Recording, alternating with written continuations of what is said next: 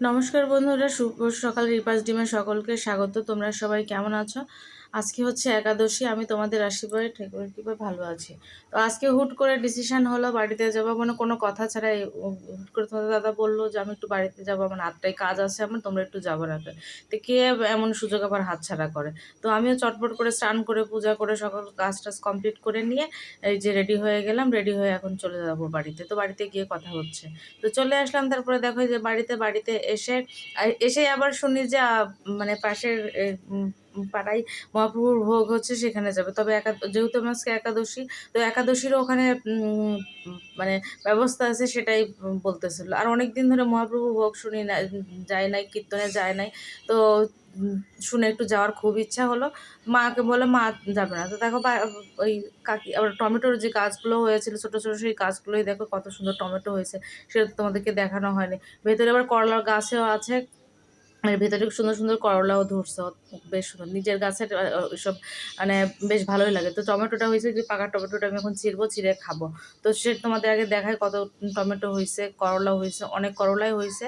তা দিয়ে মানে যা হয়েছে তা দিয়ে দু একদিন মানে সবজি, মানে করলা না কিনলেও চলবে। তো যাই হোক, টমেটো কিন্তু অনেকই হয়েছে, গাছের ভিতর অতটা দেখা যাচ্ছে না, তো ঠিক মতো তোমাদের বোঝাতে পারতেছি না।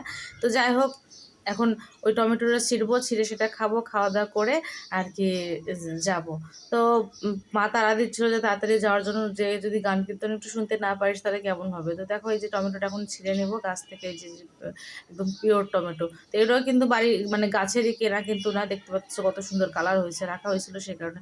তো যাই হোক, একটা টমেটো খেলাম, খাওয়া দাওয়া করে যে পাশে মানে কাকিকে নিয়ে গেলাম। কাকি মা যাবে না, কাকি যে পেছনে বাবু আছে আর কথা, এই চারজন আমরা যাচ্ছি।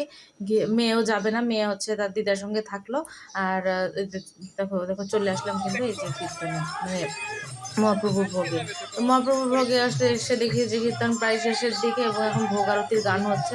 অনেকক্ষণ ধরে বুকে মানে আধা ঘন্টা মতো ভোগ আরতির গান হইলো, মানে অনেক আগেই শুরু হয়েছিল, এখন প্রায় লাস্টের দিকে।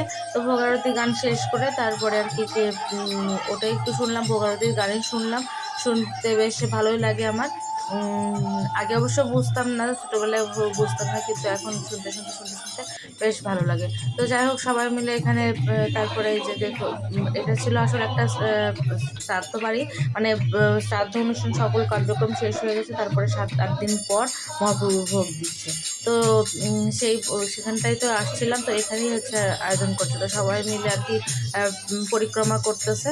তো পরিক্রমা করার পরে আর আমরা গেলাম না, যেহেতু আর ওভাবে তেমন এই পরিক্রমাটা আমরাও করি, কিন্তু আজকে আর করলাম না। তো যাই হোক, এখন ওখান থেকে খাওয়া করে এখন যাবো হচ্ছে খাওয়া দাওয়া করতে। তারপরে ভোগ আরো মানে ভোগ দর্শন করবো, ভোগ দর্শন করে তারপর ওখানে যাব খাওয়া দাওয়া মানে করতে।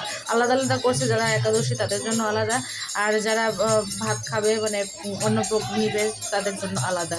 অনেকেই তো একাদশী থাকে, অবশ্য একাদশী 2 দিন করতেছে, কেউ আগের দিন করছে, পরের দিন করছে। আমরা যেহেতু পরের দিন করছি, তো আরো শুরু থেকে আমরা পরের দিন করি। তো এখানেই এক কাকু আর কি মারা গেছে, সেই কাকুরই এখানে আসা হয়েছে, মানে সেটাতেই সেই প্রোগ্রামেই আর কি করতেছে। তো সেটা একটু ভিডিও করে তোমাদের দেখালাম। তারপরে যাবো আর কি ভোগ দর্শন করতে। হয়ে গেছে কমপ্লিট, ভোগ আরতির গান শেষ, এখন আসলাম ভোগ দর্শন করতে। ভোগ দর্শন করে এখানে প্রণাম করে নিয়ে এত মানে ভিড়ও ছিল মোটামুটি। তো আমি তারপর দূর থেকে একটু ক্যামেরা করতেছিলাম, যে একটু ভিডিও দেখি একটু নেওয়া যায় কিনা। এই পাশটা যাই হোক ভেতরে ঢোকা যায়নি, নেওয়া যায়নি। তারপর যতটুকু নিলাম অতটুকু। আর এই পাশ থেকে যে সরাগুলো ছিল সেগুলো সরায় নিয়ে গিয়েছে। তো চলে আসলাম তারপর প্রসাদ খাওয়ার জন্য, মানে একাদশীর যে খাবারটা সেটা দেখো দেখো, ফল দিয়েছে, তারপরে কাউনের প্রসাদ করেছে, কাউনের খিচুড়ি করেছে, আবার সবজি করেছে। তো সবাই মিলে এখানে যারা যারা খাচ্ছে এরা প্রত্যেকে একাদশী। তো তারপরে দেখো এখানে এসে দেখি আমার এক বন্ধু, ছোটবেলার বন্ধু, সেও আসছে। ও একাদশী করে, মানে নতুন ও একাদশী ধরছে, এর আগে কখনো করে না। তবে দই মিষ্টিও দিয়েছে, কিন্তু মিষ্টি তো আমরা খাবো না। দইও দিয়েছে, আমি দই পরে খাই না, বাবুরে উঠায় দিয়েছি। আর আমি তো দই খাই না, দই পছন্দ করি না। তো বাবু পাশে ছিল, ওকেই দিলাম। আর সবাই মিলে খাওয়া দাওয়া করলাম। বন্ধু বলতেছে খাইতেছে, সেগুলো ছবি তোলার জন্য ছবি উঠাইতেছে। আর আমার বন্ধু বলতেছে যে তুই যে ফোন ধরতেছিস, খাওয়াই না বন্ধ হয়ে যাবে। তোর খাওয়া বন্ধ করার জন্যই ফোন দিলাম। যাই হোক, ওর সঙ্গে কিছুক্ষণ খাওয়া দাওয়া করতে করতে ফাজলাম করলাম। আর উনি হচ্ছে নিচে বসতে পারতেছে না, কারণ ওর হচ্ছে প্যান্ট পরে আছে, টাইট প্যান্ট পরছে, নিচে বসতে পারতেছে না, এই জন্য সে উপরেই বসছে। তো যাই হোক, ওখান থেকে বাড়িতে চলে আসলাম। বাড়িতে এসে বেশিক্ষণ দেরি করি নাই, তারপরে চলে আসলাম বাড়িতে। এই দেখো আবার নগার পথে রওনা হলাম। তো নগাতে এসে নগাতে এসে সরাসরি বাসায় আসা হয়নি। যাওয়ার পথে ভিডিও করতে চাইলাম, আসার পথে তোমাদের ভিডিও করে দেখাইতেছি। তো চলে আসলাম একটু ননদের বাসা। ননদের বাসা থেকে কিছুক্ষণ এখানে রেস্ট টেস্ট নেই, মানে সন্ধ্যেবেলা যে কীর্তন হয়, যেহেতু এইখানেই মারা গিয়েছে, তো ওখানে কীর্তন টীর্তন হয়, তো ওখান থেকে চলে আসলাম বাড়িতে। বাড়িতে এসে স্নান করে ফ্রেশ হয়ে নিলাম, কারণ সারাটা দিন ওই সকালবেলা গিয়েছে আর সারাটা দিন কোনো কিছু করা হয় নাই।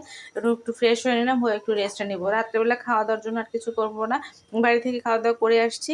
আর ভাবতেছি, তারপরে মেয়ে বলতেছে একটু আলু ফ্রাই করার জন্য, তো আলু ফ্রাই করলাম না, একটু বাদাম ভেজে দিলাম। সে বাদামটাই আমরা তিনজনেই খেলাম। আর তোমাদের দাদা কিন্তু তার বোনের বাসাতেই খাইছে, আর বাসায় আর এখানে আসার রান্না কিছু করার লাগেনি। তো এই তো ছিল বন্ধুরা সারাদিনের ভিডিওটা ভালো লাগলে, মানে হুট করে যে কখন কোন জায়গা থেকে কোন জায়গায় যাওয়া যায়, ভগবান কাকে যে কোন সময় কোন জায়গায় নিয়ে যায়, এটা আসলে কল্পনাই করা যায় না। তো যাই হোক, সারাদিন ভালোই কাটলো। সবাই সুস্থ থেকো, ভালো থেকো, সকলকে শুভ।